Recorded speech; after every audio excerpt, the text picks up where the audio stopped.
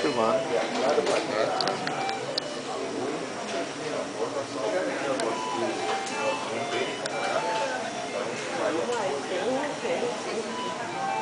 Pra mostrar lá, hein? O pessoal não pode vir, né? Não pode vir.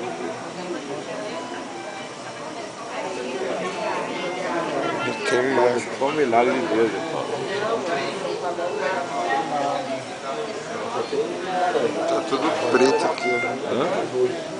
Tá tudo preto. Menos o que importa é a tua vida. E o cara falou que agora eu vou ter que ficar afastado do emprego. Ah, o rapaz da Eletropaulo falou, vira a cabeça pro meu lado comigo. O rapaz da Eletropaulo falou que nesses casos assim, a pessoa vai pro seguro e o tratamento é lento, muito lento. Pra recuperar, né?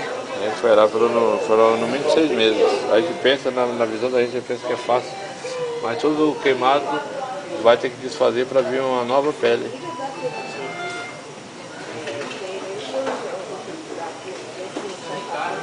Aí vai ter que entrar na caixa. Daí não é brincadeira não, pô. Pra você, se você ainda não despertou a gravidade não. Pra você acha que é fácil, mas a Eletropaulo sabe. Esse tipo de acidente. Aí vai ter que dar O cara falou que vai dar toda assistência. da Eletropaulo.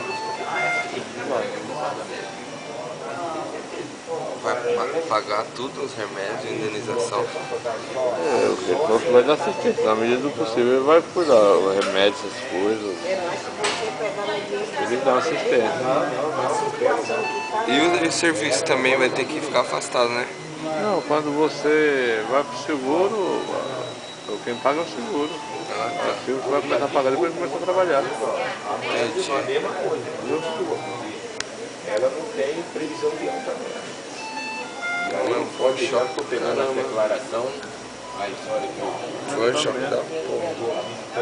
Acho que morreu um cara aí hoje aí de overdose. Tava fazendo massagem cardíaca ali nele ali, só que ele não aguentou não. Morreu. Não fala,